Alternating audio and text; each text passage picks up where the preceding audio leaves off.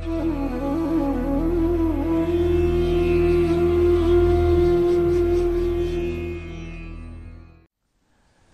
न सिफती कहन न अंत, अंत न करने देन न अंत। अंत न वेखण सुनन न अंत, अंत न जापै क्या मनमंत। अंत न जापै कीता आकार, अंत न जापै पारावार। अंत कारण केते बिल लाहे, ताके अंत न पाए जाए। ए अंत न जाने कोय, बहुता कहिए बहुता होए। वड्डा साहिब ऊंचा थाओ, ऊंचे ऊपर ऊंचा नाओ।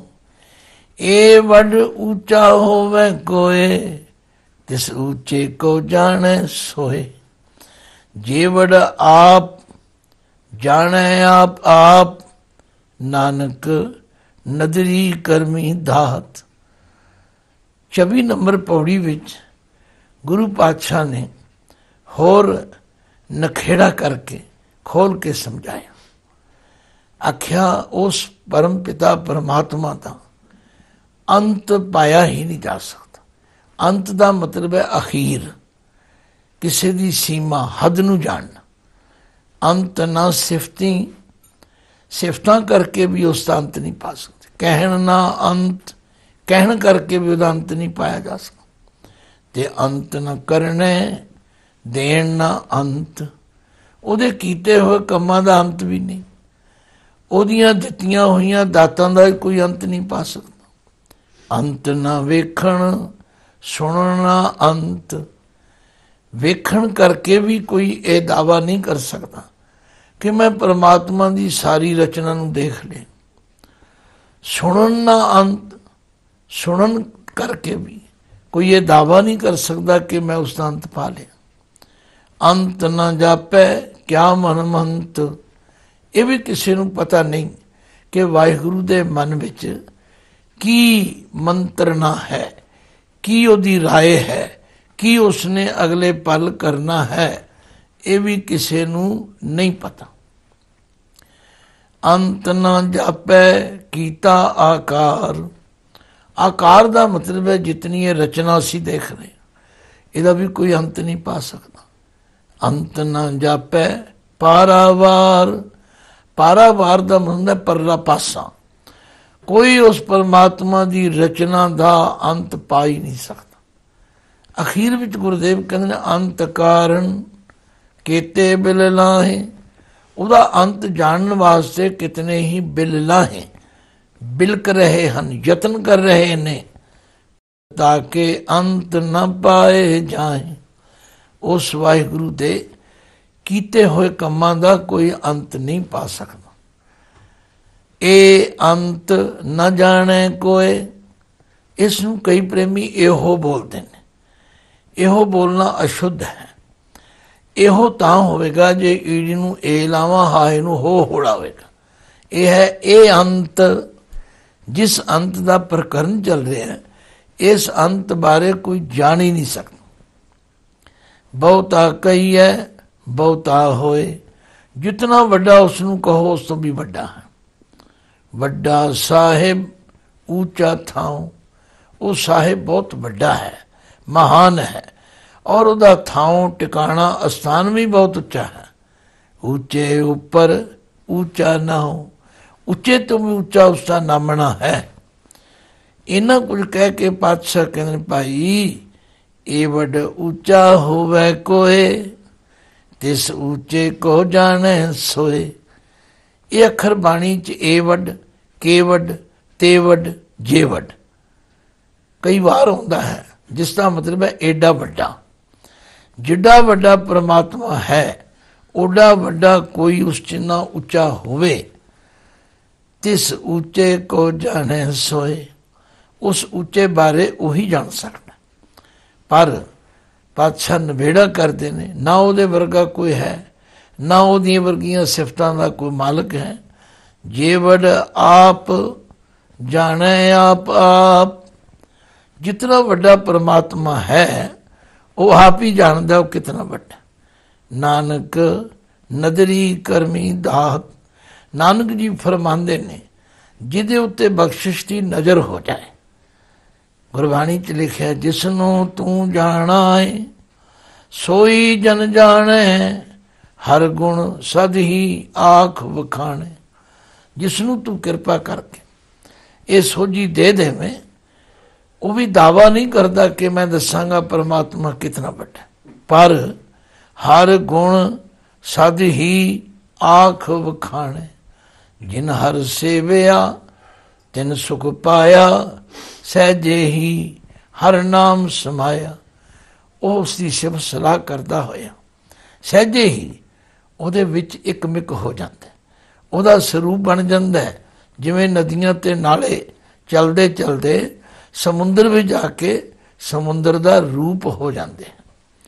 ਫੈਸਲਾ ਇਹ ਹੋਇਆ ਕਿ ਜੇ ਵਡ ਆਪ ਜਾਣੈ ਆਪ ਆਪ, ਨਾਨਕ ਨਦਰੀ ਕਰਮੀ ਦਾਤ।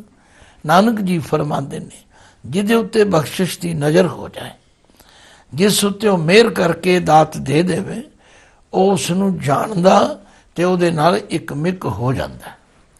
ਬਹੁਤਾ ਕਰਮ ਲਿਖਿਆ ਨਾ ਜਾਏ, ਵੱਡਾ ਦਾਤਾ ਤਿਲ ਨਾ ਤਮਾਏ। केते मंगै जोध अपार, केत्या गणत नहीं विचार। केते खब तो टैम बेकार, केते लै लै मुकर पाए। केते मूर्ख खाई खाई, केते दूक पूक सदमार। ए पे दात तेरी दातार, बंद खलासी पहने होए। होर आख न सके कोई, जे को खाए आखण पाए। ओ जाने जेतियां मोह खाए, आपे जाने आपे दे। आखें से भे के के, जिसनो बख्शे सिफत साला। नानक पातशाही पातशाह। इस पौड़ी विच बादशाह फरमाते ने बहुता करम, ਉਹਦੀ ਬਖਸ਼ਿਸ਼ ਬਹੁਤ ਜ਼ਿਆਦਾ ਹੈ। ਉਹਦੀ ਰਹਿਮਤ, ਉਸ ਦੀਆਂ ਦਿੱਤੀਆਂ ਹੋਈਆਂ ਦਾਤਾਂ ਬਹੁਤ ਜ਼ਿਆਦਾ ਨੇ। ਲਿਖਿਆ ਨਾ ਜਾਏ, ਉਹਦੀ ਬਖਸ਼ਿਸ਼ ਨੂੰ ਕੋਈ ਲਿਖ ਨਹੀਂ ਸਕਦਾ। ਪਰ ਉਹ ਆਮ ਦਾਨੀਆਂ ਤੇ ਦਾਤਿਆਂ ਨਾਲੋਂ ਵੱਖਰਾ ਹੈ। ਕੈਸਾ ਹੈ? ਵੱਡਾ ਦਾਤਾ ਤਿਲ ਨਾ ਤਮਾਏ। ਏਡਾ ਵੱਡਾ ਦਾਤਾ ਹੈ ਕਿ ਉਹਨੂੰ ਤਿਲ ਜਿੰਨਾ ਤਮਾ ਨਹੀਂ। ਅਸੀਂ ਲੋਕ ਆਪਣੇ ਤੇ ਕੁਝ ਦੇ ਨਹੀਂ ਸਕਦੇ, ਪਰ ਜੇ ਉਸਦੇ ਦਿੱਤੇ ਵਿੱਚੋਂ ਕੁਝ ਦੇ ਦਈਏ ਫਿਰ ਅਸੀਂ ਤਮਾ ਕਰਦੇ ਹਾਂ। ਕਮ ਅਜ਼ ਕਮ ਜਿਸ ਨੂੰ ਅਸੀਂ ਦਿੱਤਾ ਹੈ ਇਹ ਸਾਡਾ ਨਾਮ ਤੇ ਲਵੇ, ਇਹ ਸਾਡੇ ਨਾਮ ਦਾ ਜਕਾਰਾ ਤੇ ਬੁਲਾਏ, ਇਹ 10 ਬੰਦਿਆਂ ਨੂੰ ਦੱਸੇ ਤਾਂ ਸਹੀ ਵੀ ਇਹਨੇ ਮੈਨੂੰ ਦਿੱਤਾ। ਪਰ ਪਾਤਸ਼ਾਹ ਕਹਿੰਦੇ ਨੇ ਉਹ ਮੇਰਾ ਵਾਹਿਗੁਰੂ ਐਸਾ ਵੱਡਾ ਦਾਤਾ ਹੈ ਕਿ ਉਹਨੂੰ ਤਿਲ ਜਿੰਨਾ ਤਮਾ ਨਹੀਂ। ਬਾਣੀ ਵਿੱਚ ਬਹੁਤ ਸਾਰੇ ਪ੍ਰਮਾਣ ਹੁੰਦੇ ਨੇ ਕਿ ਜੇ ਕੋ ਏਕ ਕਰੇ ਚੰਗਿਆਈ, ਮਨ ਚਿਤ ਬਹੁਤ ਬਫਾਵੇ। ਇਤੇ ਗੁਣ ਇਤੀਆਂ ਚੰਗਿਆਈਆਂ, ਦੇ ਨ ਪਛੋਤਾਵੇ।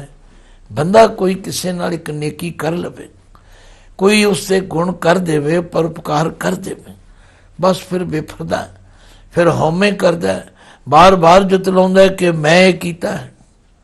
ਜੇ ਕੋ ਏਕ ਕਰੇ ਚੰਗਿਆਈ, ਮਨ ਚਿਤ ਬਹੁਤ ਬਫਾਵੇ।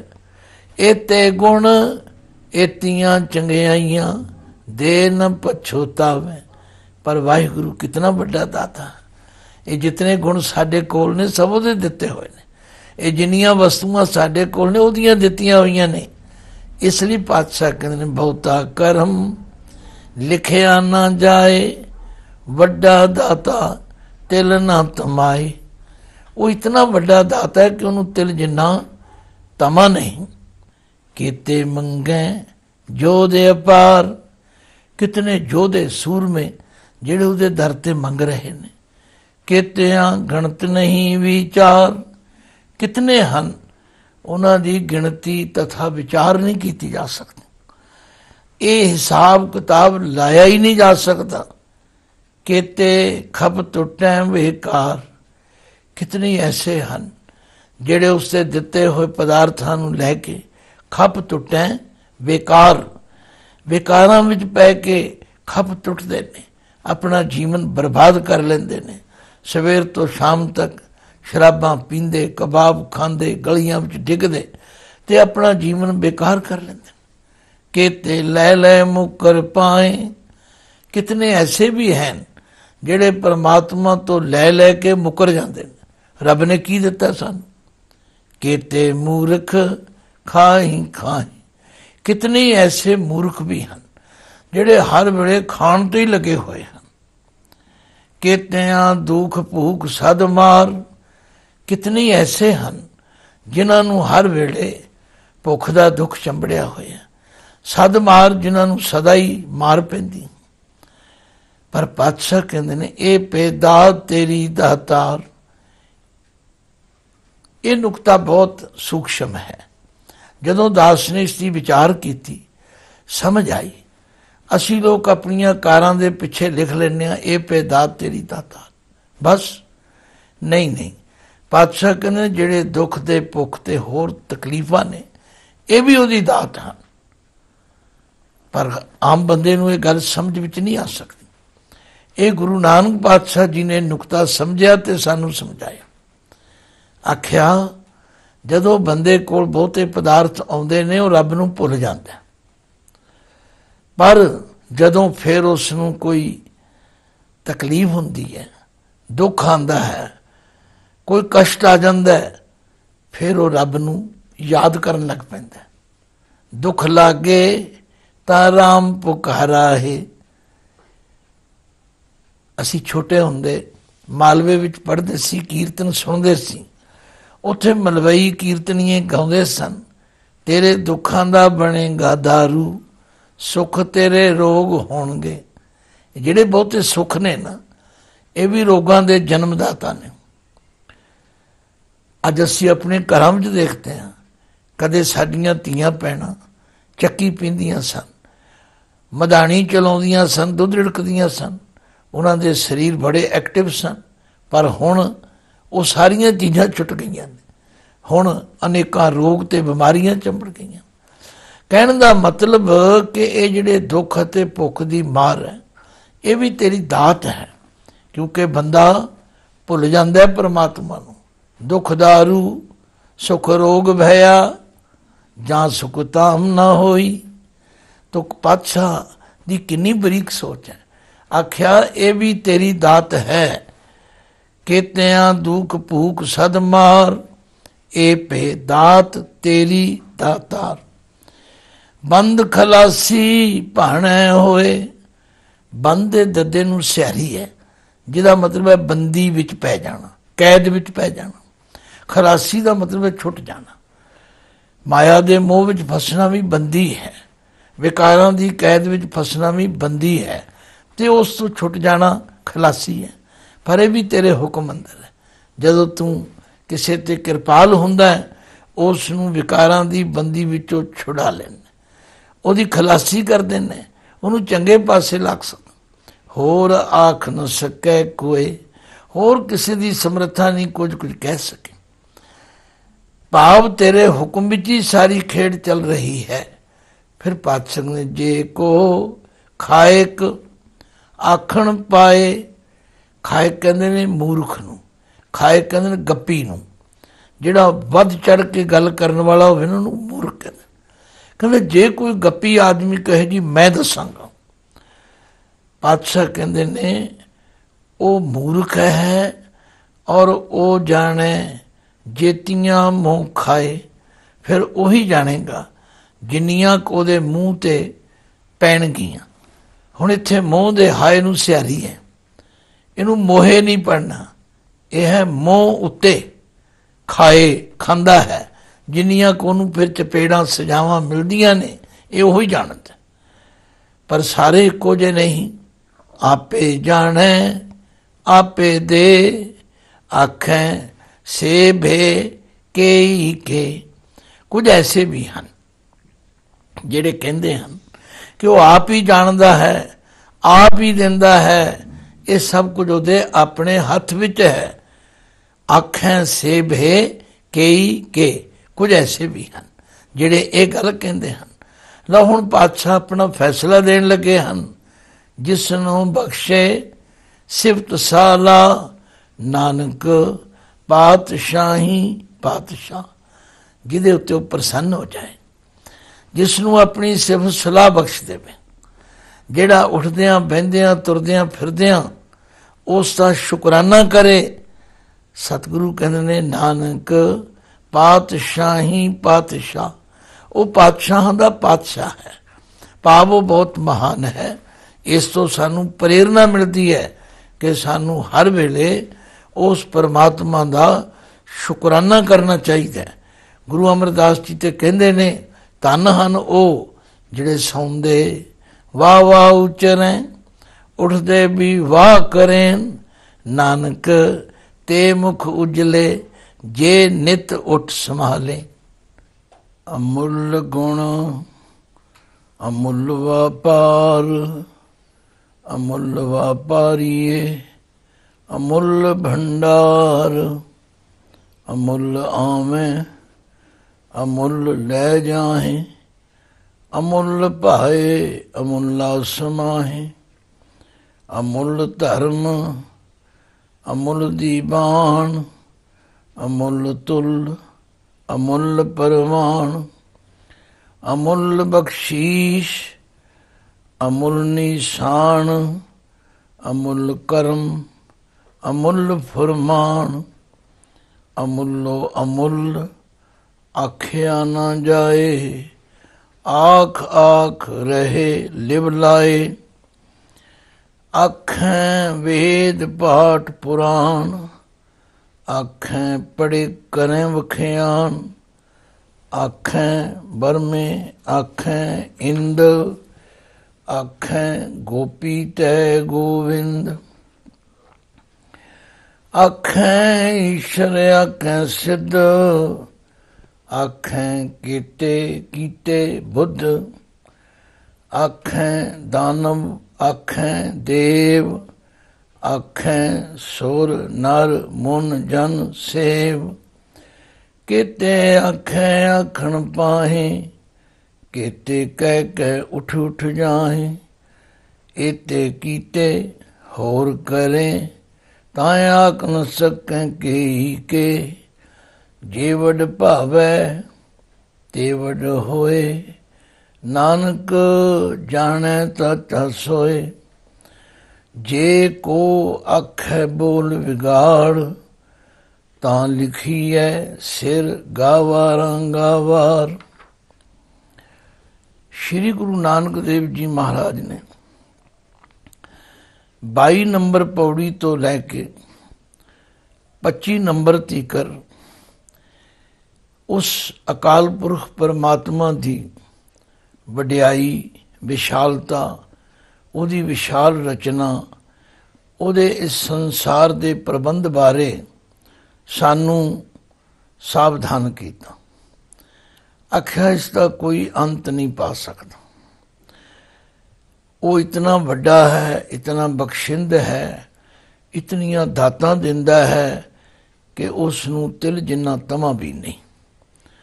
ਉਹਦੇ ਦਰਬਾਰ ਵਿੱਚ ਉਹਦੀਆਂ ਦਿੱਤੀਆਂ ਦਾਤਾਂ ਮੰਗਣ ਵਾਲੇ ਵੀ ਅਨੇਕ ਹਨ, ਔਰ ਉਸ ਦੀਆਂ ਦਿੱਤੀਆਂ ਦਾਤਾਂ ਨੂੰ ਲੈ ਕੇ ਵਰਤਣ ਵਾਲੇ ਵੀ ਬਹੁਤ ਨੇ, ਔਰ ਕਈ ਲੈ ਲੈ ਕੇ ਮੁੱਕਰ ਵੀ ਜਾਂਦੇ ਨੇ, ਕਈ ਮੂਰਖ ਖਾਈ ਜਾਂਦੇ ਨੇ, ਔਰ ਕਈਆਂ ਨੂੰ ਦੁੱਖ ਦਾ ਭੁੱਖ ਦਾ ਸਦਾ ਮਾਰ ਪੈਂਦੀ ਹੈ।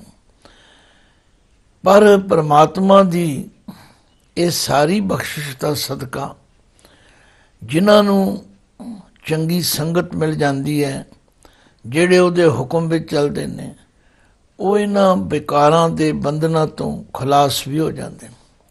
ਪਰ ਇਹ ਹੈ ਸਭ ਕੁਝ ਉਸਦੇ ਭਾਣੇ ਅੰਦਰ। ਇਸ ਤੋਂ ਇਲਾਵਾ ਹੋਰ ਕਿਸੇ ਦੀ ਸਮਰੱਥਾ ਨਹੀਂ ਕੋਈ ਉਸ ਦੇ ਕੀਤੇ ਹੋਏ ਪ੍ਰਬੰਧ ਬਾਰੇ ਕੁਝ ਕਹਿ ਸਕੇ। ਹਾਂ, ਅਖੀਰ ਵਿੱਚ ਆਖਿਆ ਜੇ ਕੋ ਖਾਇਕ ਆਖਣ ਪਾਏ, जे कोई मूर्ख गप्पी आदमी ये कहे कि मैं दसांगा, वो जाने जेतियां मूँह खाए। फिर ਉਹ ਹੀ ਜਾਣਦਾ ਜਿਤਨੀਆਂ ਉਸ ਦੇ ਮੂੰਹ ਉੱਤੇ ਪੈਣਗੀ। ਮੁੱਕਦੀ ਗੱਲ ਪਾਤਸ਼ਾਹ ਫਰਮਾਉਂਦੇ ਨੇ, ਆਪੇ ਜਾਣੈ ਆਪੇ ਦੇ ਆਖੈ ਸੇਭ ਹੈ ਕਈ ਕੇ। ਕੁਝ ਐਸੇ ਵੀ ਹਨ ਜਿਹੜੇ ਕਹਿੰਦੇ ਨੇ ਉਹ ਆਪ ਹੀ ਜਾਣਦਾ ਹੈ, ਆਪ ਹੀ ਦਿੰਦਾ ਹੈ। ਪਰ ਗੁਰਦੇਵ ਕਹਿੰਦੇ ਨੇ, ਜਿਸ ਨੂੰ ਬਖਸ਼ੇ ਸਿਫਤ ਸਾਲਾ, ਨਾਨਕ ਪਾਤਸ਼ਾਹੀ ਪਾਤਸ਼ਾਹ। ਜਿਸ ਭਾਗਾਂ ਵਾਲੇ ਮਨੁੱਖ ਨੂੰ ਉਹ ਅਕਾਲ ਪੁਰਖ ਆਪ ਕਿਰਪਾ ਕਰਕੇ ਆਪਣੀ ਸਿਫਤ ਸਲਾਹ ਦੀ ਦਾਤ ਬਖਸ਼ਦਾ, ਉਹ ਪਾਤਸ਼ਾਹਾਂ ਦਾ ਪਾਤਸ਼ਾਹ, ਉਹ ਬਹੁਤ ਵੱਡਾ ਹੈ। ਉਹਦੀਆਂ ਦਿੱਤੀਆਂ ਦਾਤਾਂ ਨੂੰ ਪਹੁੰਚਦਾ, ਮਾਣਦਾ, ਆਨੰਦ ਲੈਂਦਾ ਹੈ। ਪਰ ਉਸ ਅਕਾਲ ਪੁਰਖ ਦੀ ਸਿਫਤ ਸਲਾਹ ਕਰਨ ਵੱਲੋਂ ਕਦੇ ਵੀ ਅੱਕਦਾ ਨਹੀਂ, ਥੱਕਦਾ ਨਹੀਂ, ਰੁਕਦਾ ਨਹੀਂ।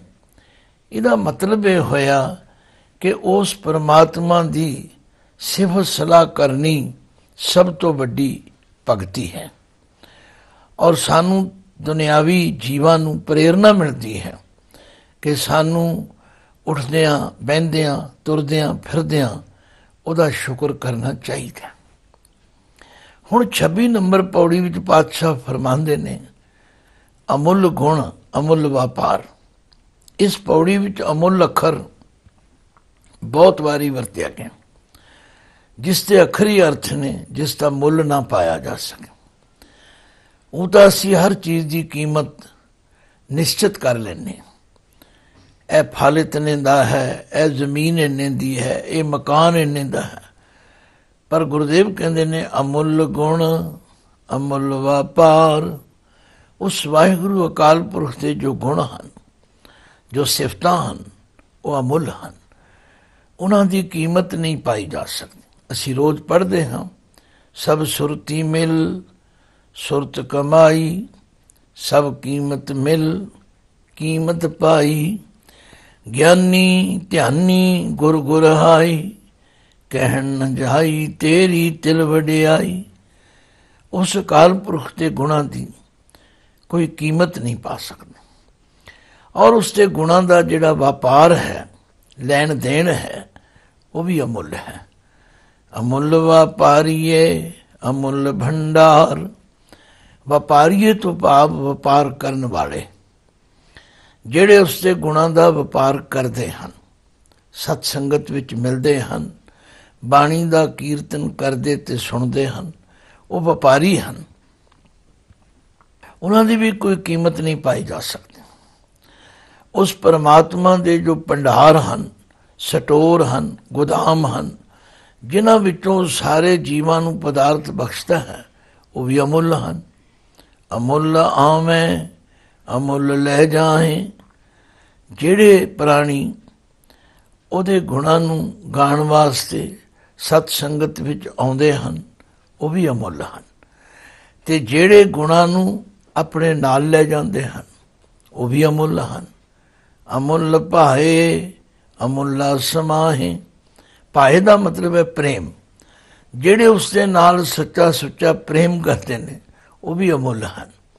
ਔਰ ਪ੍ਰੇਮ ਕਰਦੇ ਕਰਦੇ ਉਸ ਪਰਮਾਤਮਾ ਦੇ ਨਾਲ ਇਕਮਿਕ ਹੋ ਜਾਂਦੇ ਨੇ, ਉਹਦਾ ਰੂਪ ਹੋ ਜਾਂਦੇ ਹਨ, ਉਹ ਵੀ ਅਮੁੱਲ ਹਨ। ਅਮੁੱਲ ਧਰਮ ਅਮੁੱਲ ਦੀਵਾਨ। ਇੱਥੇ ਜਿਹੜਾ ਧਰਮ ਸ਼ਬਦ ਹੈ, ਅਸੀਂ ਅੱਜ ਕੱਲ੍ਹ ਦੇਖਦੇ ਹਾਂ ਕਿ ਬਾਹਰਲੇ ਚਿੰਨ੍ਹਾਂ ਨੂੰ ਲੋਕ ਧਰਮ ਮੰਨ ਬੈਠੇ ਨੇ। ਪਰ ਗੁਰੂ ਪਾਤਸ਼ਾਹ ਜੀ ਫਰਮਾਉਂਦੇ ਨੇ, ਉਹ ਧਰਮ, ਉਹ ਵਿਧੀ ਵਿਧਾਨ, ਉਹ ਕਾਨੂੰਨ ਜਿਹੜਾ ਪਰਮਾਤਮਾ ਇਸ ਸੰਸਾਰ ਨੂੰ ਚਲਾਉਣ ਲਈ ਵਰਤਦਾ ਹੈ, ਉਸ ਨੂੰ ਵੀ ਅਮੁੱਲ ਕਿਹਾ ਹੈ। ਔਰ ਅਮੁੱਲ ਦੀ ਬਾਣ, ਉਸ ਦੀ ਜੋ ਕਚਹਿਰੀ ਹੈ, ਜਿਹਦੇ ਵਿੱਚ ਬੈਠ ਕੇ ਉਹ ਫੈਸਲੇ ਕਰਦਾ, ਉਹ ਵੀ ਅਮੁੱਲ ਹੈ। ਅਮੁੱਲ ਤੁਲ ਅਮੁੱਲ ਪਰਵਾਨ। ਤੁਲ ਦਾ ਮਤਲਬ ਹੈ ਤਕੜੀ। ਜਿਸ ਤਕੜੀ ਉੱਤੇ ਰੱਖ ਕੇ ਉਹ ਸਾਡੇ ਜੀਵਾਂ ਦੇ ਕਰਮਾਂ ਨੂੰ ਤੋਲਦਾ ਹੈ। ਔਰ ਉਹ ਵੱਟਾ ਜਿਹਦੇ ਦੁਆਰਾ ਤੋਲਿਆ ਜਾਂਦਾ, ਮਿਣਿਆ ਜਾਂਦਾ, ਕਿਉਂਕਿ ਮਿਣਨ ਦਾ ਵੀ ਤਰੀਕਾ ਹੈ, ਕਿਸੇ ਪੈਮਾਨੇ ਨਾਲ, ਤੋਲਣ ਦਾ ਤਰੀਕਾ ਹੈ ਕਿਸੇ ਵੱਟੇ ਨਾਲ। ਭਾਵ ਜਿਨ੍ਹਾਂ ਵੱਟਿਆਂ ਤੇ ਪੈਮਾਨਿਆਂ ਦੇ ਨਾਲ ਪਰਮੇਸ਼ਵਰ ਜੀਵਾਂ ਦੇ ਕੀਤੇ ਹੋਏ ਕਰਮਾਂ ਨੂੰ ਪਰਖਦਾ ਹੈ, ਤੋਲਦਾ ਹੈ, ਉਹ ਵੀ ਅਮੁੱਲ ਹਨ। ਅਮੁੱਲ ਬਖਸ਼ੀਸ਼, ਅਮੁੱਲ ਨੀਸਾਨ। ਉਸ ਪਰਮਾਤਮਾ ਦੀਆਂ ਜੋ ਬਖਸ਼ਿਸ਼ਾਂ ਨੇ ਉਹ ਵੀ ਅਮੁੱਲ ਹਨ, ਉਹਨਾਂ ਦੀ ਕੋਈ ਕੀਮਤ ਨਹੀਂ ਪਾ ਸਕਦਾ। ਅਮੁੱਲ ਨੀਸਾਨ ਜੋ ਉਹਦੀ ਪ੍ਰਵਾਨਗੀ ਦਾ ਨਿਸ਼ਾਨ ਹੈ, ਜਿਨ੍ਹਾਂ ਉੱਤੇ ਉਸ ਦੀ ਮਿਹਰ ਹੋ ਜਾਂਦੀ ਹੈ, ਉਹ ਵੀ ਅਮੁੱਲ ਹੈ। ਅਮੁੱਲ ਕਰਮ, ਅਮੁੱਲ ਫਰਮਾਨ। ਇੱਥੇ ਕਰਮ ਦਾ ਮਤਲਬ ਹੈ ਉਹਦੀ ਬਖਸ਼ਿਸ਼। ਉਹਦੀ ਬਖਸ਼ਿਸ਼ ਵੀ ਅਮੁੱਲ ਹੈ ਔਰ ਉਹਦਾ ਫਰਮਾਨ, ਆਦੇਸ਼, ਆਰਡਰ ਜੋ ਹੈ ਉਹ ਵੀ ਅਮੁੱਲ ਹੈ। ਅਮੁੱਲੋ ਅਮੁੱਲ ਆਖਿਆ ਨਾ ਜਾਏ। ਜਦੋਂ ਪਾਤਸ਼ਾਹ ਮੋੜਾ ਦੇ ਕੇ ਕਹਿੰਦੇ ਹਨ ਬਈ ਉਹ ਅਮੁੱਲ ਹੈ, ਅਮੁੱਲ ਹੈ, ਅਮੁੱਲ ਹੈ, ਉਹਦਾ ਮੁੱਲ ਆਖਿਆ ਹੀ ਨਹੀਂ ਜਾ ਸਕਦਾ, ਦੱਸਿਆ ਹੀ ਨਹੀਂ ਜਾ ਸਕਦਾ। ਆਖ ਆਖ ਰਹੇ ਲਿਵ ਲਾਏ। ਅਨੇਕਾਂ ਹੀ ਭਾਗਸ਼ਾਲੀ ਪ੍ਰਾਣੀ ਆਖ ਆਖ, ਆਖ ਦੇ ਖੱਖੇ ਨੂੰ ਸਿਆਰੀ ਹੈ, ਆਖ ਆਖ ਕੇ ਰਹੇ ਲਿਵ ਲਾਏ, ਆਪਣੀ ਸੁਰਤੀ ਜੋੜ ਕੇ, ਲਿਵ ਲਾ ਕੇ ਉਹਦੇ ਗੁਣਾਂ ਨੂੰ ਆਖ ਰਹੇ ਹਨ ਔਰ ਆਖਦੇ ਆਖਦੇ ਚੁੱਪ ਹੋ ਗਏ ਹਨ। ਭਾਵ ਉਸ ਦੇ ਗੁਣਾਂ ਨੂੰ ਕਹਿੰਦੇ ਕਹਿੰਦੇ ਗੁਣ ਸਰੂਪ ਹੋ ਗਏ ਨੇ। ਕਿਉਂਕਿ ਗੁਰਬਾਣੀ ਵਿੱਚ ਐਸਾ ਲਿਖਿਆ ਹੈ, ਗੁਰੂ ਅਮਰਦਾਸ ਜੀ ਫਰਮਾਉਂਦੇ ਨੇ, ਗੁਣ ਕਹਿ ਗੁਣੀ ਸਮਾਵਣਿਆ। ਉਹਦੇ ਗੁਣ ਗਾ ਗਾ ਕੇ ਉਹ ਜੋ ਗੁਣਾਂ ਦਾ ਮਾਲਕ ਵਾਹਿਗੁਰੂ ਹੈ ਉਹਦੇ ਨਾਲ ਇੱਕਮਿਕ ਹੋ ਜਾਂਦੇ, ਉਹਦਾ ਰੂਪ ਹੋ ਜਾਂਦੇ ਨੇ। ਬਾਣੀ ਵਿੱਚ ਪਾਤਸ਼ਾਹ ਫਰਮਾਉਂਦੇ ਨੇ, ਜਿਨ੍ਹਾਂ ਨ ਵਿਸਰੈ ਨਾਮ ਸੇ ਕਨੇਆ, ਭੇਦ ਨਾ ਜਾਣੋ ਮੂਲ ਸਾਈਂ ਜਿਆ। ਉਹ ਫਿਰ ਉਹਦਾ ਰੂਪ ਬਣ ਜਾਂਦੇ। ਹੁਣ ਜਾਣਕਾਰੀ ਲਈ ਪਾਤਸ਼ਾਹ ਕਹਿੰਦੇ ਕੌਣ ਕੌਣ ਆਖ ਰਹੇ ਨੇ। ਆਖੈ ਵੇਦ ਪਾਠ ਪੁਰਾਣ। ਸਨਾਤਨ ਮਤ ਦੇ ਬਹੁਤ ਪਵਿੱਤਰ ਗ੍ਰੰਥ ਵੇਦ ਕਹੇ ਜਾਂਦੇ ਨੇ, ਪੁਰਾਣ ਕਹੇ ਜਾਂਦੇ ਨੇ। ਕਹਿੰਦੇ ਨੇ ਵੇਦਾਂ ਦੇ ਪਾਠ ਕਰਕੇ, ਪੁਰਾਣਾਂ ਦੇ ਪਾਠ ਕਰਕੇ ਵੀ ਆਖ ਰਹੇ ਨੇ। ਆਖੈ ਪੜ੍ਹੇ ਕਰੈ ਵਖਿਆਣ। ਜਿਹੜੇ ਪੜ੍ਹੇ ਹੋਏ ਵਿਦਵਾਨ ਲੋਕ ਨੇ, ਪੜ੍ਹ ਪੜ੍ਹ ਕੇ ਉਹਨਾਂ ਦਾ ਵਖਿਆਨ ਕਰਦੇ ਨੇ, ਲੈਕਚਰ ਕਰਦੇ ਨੇ, ਕਥਾ ਕਰਦੇ ਨੇ, ਵਿਸਥਾਰ ਨਾਲ ਲੋਕਾਂ ਨੂੰ ਸਮਝਾਉਂਦੇ ਨੇ। ਆਖੈ ਬਰਮੇ ਆਖੈ ਇੰਦ। ਗੁਰੂ ਪਾਤਸ਼ਾਹ ਦੇ ਕਥਨ ਮੁਤਾਬਕ ਕੋਈ ਬਰਮਾ ਇੱਕ ਨਹੀਂ, ਕਈ ਬ੍ਰਹਮੇ ਆਖ ਰਹੇ ਨੇ। ਇੰਦ, ਇੰਦਾ ਦੱਦਾ ਮੁਕਤਾ ਹੈ, ਨਾਲੇ ਆਖੈ ਹੈ, ਇਹ ਵੀ ਬਹੁਵਚਨ ਹੈ। ਆਖੈ ਬਰਮੇ ਆਖੈ ਇੰਦ, ਕਈ ਇੰਦਰ, ਕਈ ਬ੍ਰਹਮੇ ਕਹਿ ਰਹੇ ਨੇ। ਆਖੈ ਗੋਪੀ ਤੈ ਗੋਬਿੰਦ। ਅਨੇਕਾਂ ਹੀ ਗੋਪੀਆਂ ਅਤੇ ਕ੍ਰਿਸ਼ਨ ਵੀ ਕਹਿ ਰਹੇ ਨੇ। ਆਖੈ ਈਸ਼ਰ ਆਖੈ ਸਿੱਧ। ਸ਼ਿਵ ਜੀ ਵੀ ਕਹਿ ਰਹੇ ਨੇ, ਕਈ ਸਿੱਧ ਪੁਰਸ਼ ਵੀ ਕਹਿ ਰਹੇ ਨੇ। ਆਖੈ ਕੀਤੇ ਕੀਤੇ ਬੁੱਧ। ਇਹ ਜਿਹੜਾ ਬੁੱਧ ਸ਼ਬਦ ਹੈ, ਕਈਆਂ ਨੇ ਵਿਦਵਾਨਾਂ ਨੇ ਇਹਦਾ ਅਰਥ ਮਹਾਤਮਾ ਬੁੱਧ ਵੀ ਕੀਤਾ ਹੈ, ਪਰ ਬਹੁ ਗਿਣਤੀ ਬੁੱਧ ਬੁੱਧੀਵਾਨ ਜੋ ਬਹੁਤ ਸ੍ਰੇਸ਼ਟ ਬੁੱਧੀ ਦੇ ਮਾਲਕ ਨੇ, ਉਹ ਵੀ ਉਸ ਨੂੰ ਕਹਿ ਰਹੇ ਹਨ। ਆਖੈ ਦਾਨਵ ਆਖੈ ਦੇਵ। ਰਾਖਸ਼ ਵੀ ਕਹਿ ਰਹੇ ਨੇ, ਦੇਵਤੇ ਵੀ ਕਹਿ ਰਹੇ ਨੇ। ਆਖੈ ਸੁਰ ਨਰ ਮੁਨਜਨ ਸੇਵ। ਕਈ ਦੇਵਤੇ, ਮਨੁੱਖ, ਰਿਸ਼ੀ ਮੁਨੀ, ਭਗਤ ਜਨ ਜਿਹੜੇ ਸੇਵਾ ਕਰਨ ਵਾਲੇ ਨੇ, ਉਹ ਵੀ ਸੇਵਾ ਕਰ ਕਰਕੇ ਉਹਦੇ ਗੁਣਾਂ ਨੂੰ ਬਿਆਨ ਰਹੇ ਨੇ, ਕਹਿ ਰਹੇ ਨੇ। ਇਹਨਾਂ ਕੁਝ ਕਹਿ ਕੇ ਪਾਤਸ਼ਾਹ ਫਰਮਾਉਂਦੇ ਨੇ, ਕੀਤੇ ਆਖੈ ਆਖਣ ਪਾਹੇ। ਕਿਤਨੇ ਹੀ ਹੋਰ ਆਉਣ ਵਾਲੇ ਸਮੇਂ ਵਿੱਚ ਕਹਿਣਗੇ ਤੇ ਕਹਿ ਕਹਿ ਕੇ ਥੱਕ ਜਾਣਗੇ। ਤੇ ਕੀਤੇ ਕਹਿ ਕਹਿ ਉੱਠ ਉੱਠ ਜਾਹੇ। ਕਿਤਨੇ ਹੀ ਕਹਿ ਕਹਿ ਕੇ ਉਹਦੀ ਸਿਫਤ ਸਲਾਹ ਕਰ ਕਰਕੇ ਉੱਠ ਉੱਠ ਜਾਏ, ਭਾਵੇਂ ਸੰਸਾਰ ਤੋਂ ਚਲੇ ਜਾਣਗੇ, ਉਹਨਾਂ ਦਾ ਵੀ ਕੋਈ ਅੰਤ ਨਹੀਂ। फिर पातशाह आप ही कहते ने एते कीते होर करे। हे अकाल पुरख, जिन्ने तुसी बनाए ने, एते दा मतलब इतने जो कीते बनाए ने, होर भी तुसी बना दिओ तां आख न सकें के ही के। फिर भी किसी की समर्था नहीं कोई मुकम्मल तौर पर तुहाडे बारे विच कुछ कह सके। जे वड भावै ते वड होए। आख्या उसकी मौज है। जे वड भावै, जिन्ना वड्डा होना उसनूं चंगा लगे वो उन्ना ही वड्डा हो सकता, पर ये दसना कि वो कितना वड्डा है ये साडी समर्था तो बाहर। नानक जाने साचा सोए। वो सच्चा आप ही जानता है वो कितना वड्डा है, साडी कोई समर्था नहीं। पातशाह बाणी च कहंदे ने जेवा एक कमन गुण कहिए बेशुमार बेअंत स्वामी तेरो अंत न किन्ही लईए। हे अकाल पुरख, तेरा अंत पाउणा साडे वस दी गल नहीं। और गुरुदेव सानू पहला भी वरत चुके ने, भाई ये अंत न जाने कोई। उस परमात्मा का अंत कोई जान ही नहीं सकता। इसलिए पातशाह वरजदे ने भाई ओदी मौज है। जितना वड्डा वो वड्डा बनना चाहे उतना ही वड्डा हो सकता, पर वो आप ही जानता है कि वो कितना वड्डा है। पर नाल ही एक ताड़ना भी करते हैं, जे को आखै बोल विगाड़। बोल विगाड़ उसनूं कहंदे ने जिहड़ा बोलन लग्गिया सोचे ना तथा बनी बनाई गल नूं विगाड़ देवे, उहनूं बोल विगाड़ कहंदे ने। कई विद्वानां ने दे अर्थ बकवासी भी कीते ने। पातशाह ने अपने ते टुका के कहा असी बोल विगाड़ विगाड़े बोल। साडे कोल गलतियां होंदियां ने, असी गलत शब्द कह बैठते हैं। तो गल की महाराज कहने जे को आखै बोल विगाड़ तां लिखी है सिर गावारां गावार। फिर उसनूं लिखिया जाएगा सिर गावारां गावार। सिर दे रारे नूं सियारी है। मूर्खां सिर मूर्ख, बड़ा मूर्ख किया जाएगा जेड़ा इस तरह की गुस्ताखी करदा है कि मैं दसांगा परमात्मा कितना बड़ा। भाव उस वड्डे नूं कोई बयान नहीं कर सकता।